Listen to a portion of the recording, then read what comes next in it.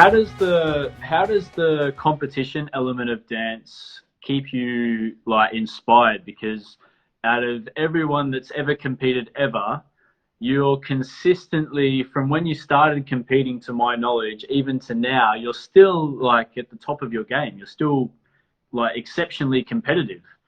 And you've mentioned a few times when you've been interviewed by MCs or organizers at events, and there are guys considerably younger than you, but you're still beating them.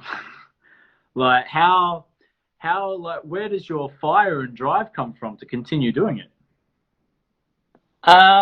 Look, it's definitely like inbuilt. Like I'm just competitive by nature. Hmm. Um, Competing has been sort of a big part of my life, and in a lot of ways, it's been what's kept me, um, let's say, fit and on top of my game, as you say. Hmm. Without without those competitions, I think that I most well I know for a fact that I tend to become a bit complacent. I tend to relax a little bit too much. I Hmm. get comfortable, and and then I don't feel as good on my feet, you know. Right. So when I'm when it's comp season for me, that means I'm going to get in shape. That means I'm going to eat well. That Hmm. means I'm going to be running, and I'm going to be, like doing all these things, which is what athletes do when they prep for a comp. Hmm. Okay? So yeah, so that's what competition for me. It's not just about competing. It's also about a lifestyle. Like it's about maintaining a certain level of fitness. Hmm.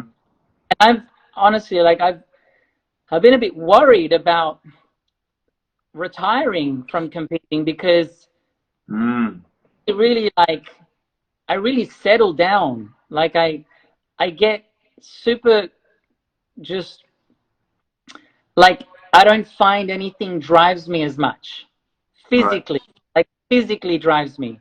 Like Hmm. there's people that kind of hit the gym every, I don't know, whatever, 5 days a week. They hit the gym because they want a summer body. Hmm. A body doesn't do it for me. Like going to the beach and having abs doesn't motivate me, you know? And yeah, and it's almost like I need a goal. And I actually thought about this. I thought when I finished my last comp, I thought maybe I should combine competing with fitness and enter like a bodybuilding competition. You know, because that way it's a comp, so I'm going to Uh-huh. be feeding that competitiveness, but at the same time, it's gonna get me in great shape.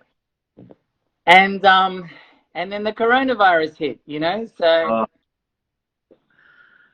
but I think that might be something I'd like to do. Yeah, I'd like to go your into like, competitive direction elsewhere. yeah, like focus my competitive energy on in another field, Uh-huh. but that's something that like, yeah, makes me feel good, like fit and healthy and able to put my old clothes on. I could offer you a surfing goal if you like. Surfing.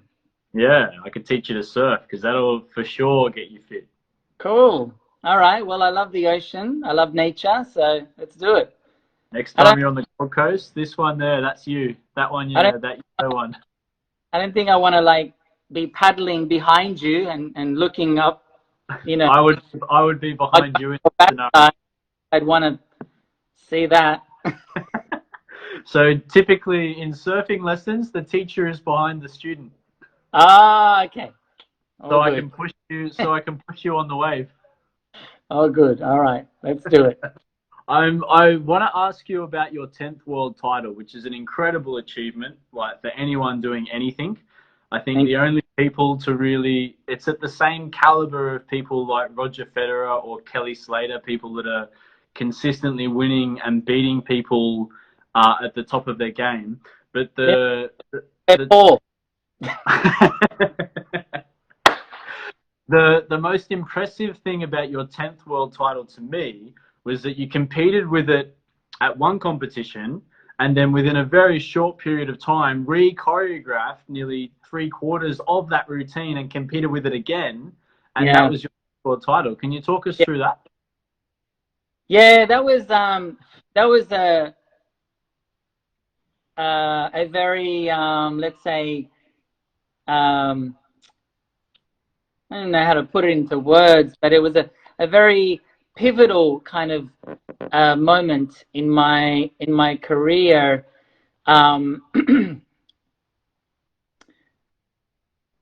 Because I basically went into, like one thing that I tend to teach when it comes to competing is there's a lot of mindset involved. And that experience really put my mindset to test. Because, when I compete, I do put a lot of pressure on myself. And I believe that there is an expectation of me, So, yeah, I went to Euroson, and then I didn't end up doing as intended. Like I didn't get the intended result that I wanted. And then I was left with basically this question of, okay, well, what do I do now? Like, because it became apparent to me in the semi-final that there was some changes that were going to be required to my choreography to be able to, try to get a better result, basically. Better meet the criteria. So I got moving. I pretty much got moving straight away. And in the end, like I ended up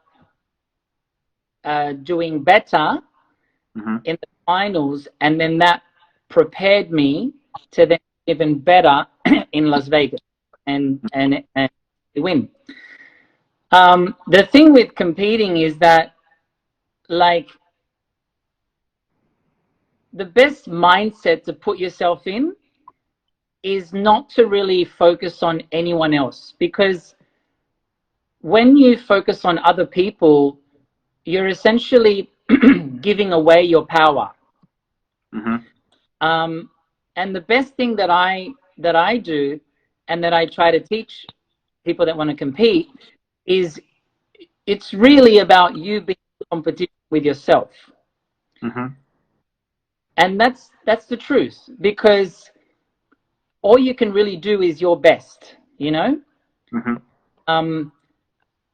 my studio, I've got this quote that says, look in the mirror, that's your competition. And it's really, really, really true. Because most of the time, we are our worst critic. We are the ones that stand in our own way. And a lot of the times, we self-sabotage,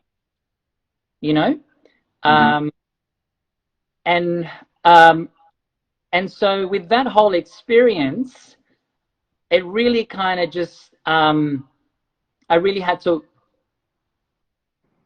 I had to use that knowledge. I really had to use that knowledge that I can either, sit here and complain and whinge and, and focus on everyone else and get down and, down in the dumps. And I did have a moment where I needed to be on my own and just kind of reflect.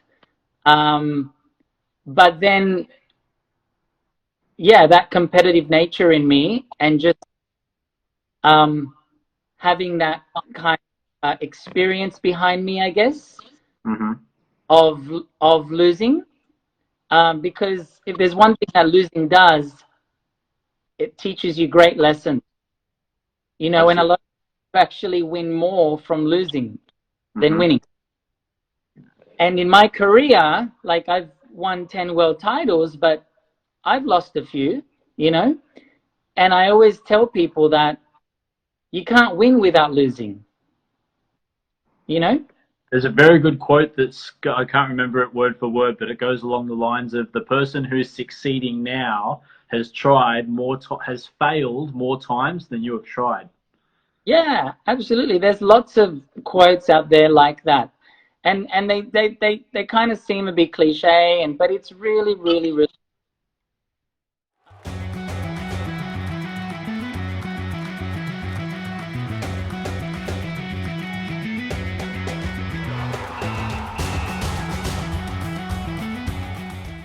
How long between the first competition and Las Vegas? What was the time frame between those two competitions It where you was competed?